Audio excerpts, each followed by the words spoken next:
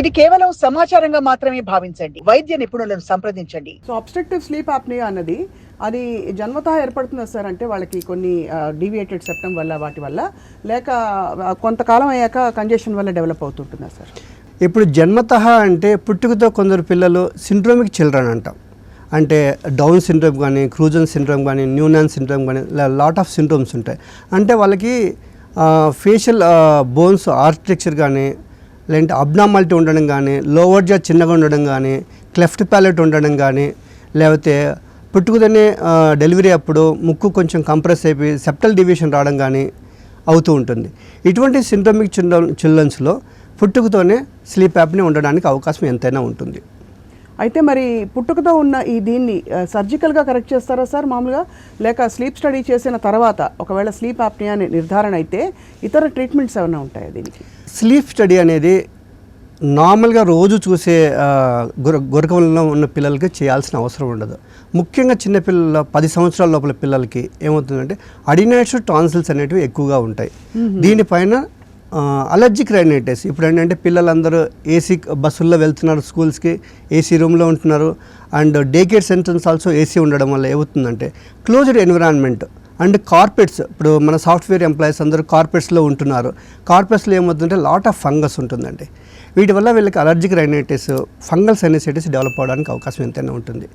వీటి నుంచి కూడా అంటే ముక్కులో కంజెషన్ వచ్చేసి బ్రీతింగ్ ఇష్యూ రావడానికి అవకాశం ఉంటుంది.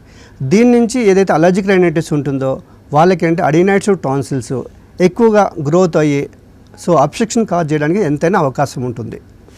సో స్లీప్ స్టడీ అనేది ముఖ్యంగా ఎవరిలో చేస్తామంటే ఇప్పుడు మనం అనుకున్నట్టు సిండ్రోమిక్ చిల్డ్రన్స్లో అంటే మల్టిపుల్ లోపాలు ఉంటాయి.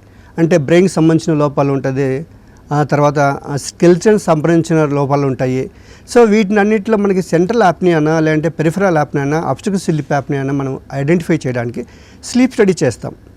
స్లీప్ స్టడీలో మనకి ఏంటంటే ఎంత గ్రేడింగ్, మైల్డ్ లెవెల్ ఉంటుందా, మోడరేట్ లెవెల్ ఉంటుందా, సివియర్ లెవెల్ ఉంటుందా అని మనకి గ్రేడింగ్ వస్తుంది. ఆ తర్వాత మనం ఏం చేస్తామంటే డ్రగ్ ఇండ్యూస్ స్లీప్ ఎండోస్కోపీ అని చేస్తామండి. ఇది డ్రగ్ ఇండ్యూస్ స్లీప్ ఎండోస్కోపీ ఏంటంటే సో పిల్లల్ని కానీ పెద్దల్ని కానీ ఎవరినైనా సరే అంటే వాళ్ళకి నేచురల్ స్లీప్ వచ్చేలాగా ఒక రకమైనటువంటి ప్రొపఫాల్ అటువంటి డ్రగ్ ఇచ్చేసి ఆపరేషన్ థియేటర్లో వాళ్ళకి స్లీపింగ్ ఎన్విరాన్మెంట్ క్రియేట్ చేసేసి will pass a small thin flexible endoscope, అంటే ముక్కు నుంచి వాళ్ళు గాలి తీసుకుంటున్నప్పుడు గురక పెడుతున్నప్పుడు లోపలికి ఎండోస్కోప్తో పాస్ అయ్యి, అంటే ఈచ్ స్టేజ్ అంటాం, అంటే దానికి ఒక బిస్ మానిటర్ అని ఒకటి యాడ్ చేస్తామండి. దాంట్లో బిస్ మానిటర్లో మనకి ఏమవుతుందంటే స్లీప్ యొక్క స్టేజ్ ఉంటుంది. అంటే ఆర్ఈఎం స్టేజ్లో ఉందా, ఎన్ఆర్ఈఎం స్టేజ్లో ఉందా, డీప్ స్లీప్లో ఎన్ఆర్ఈఎం 1, 2, 3 అంటాం. ఈ స్టేజ్లో ఏ స్టేజ్లో స్లీప్లో ఎంత అబ్స్ట్రక్షన్ వస్తుంది మనం నిర్ధారించుకోవచ్చు ఈ స్లీప్ ఎండోస్కోపీ ద్వారా. అంటే ఇప్పుడు స్లీప్ స్టడీ ద్వారా మనకు ఎంత గ్రావిటీ ఆఫ్ ది ప్రాబ్లం ఉందని తెలుస్తుంది. స్లీప్ ఎండోస్కోపీలో ఏంటంటే ఏ స్ట్రక్చర్ వల్ల ఎంత గ్రావిటీ ఆఫ్ ది ప్రాబ్లం వస్తుంది. సో ఏ స్ట్రక్చర్ని మనం కరెక్ట్ చేయగలము సర్జికల్గా, ఏ స్ట్రక్చర్ని మనం కరెక్ట్ చేయలేము.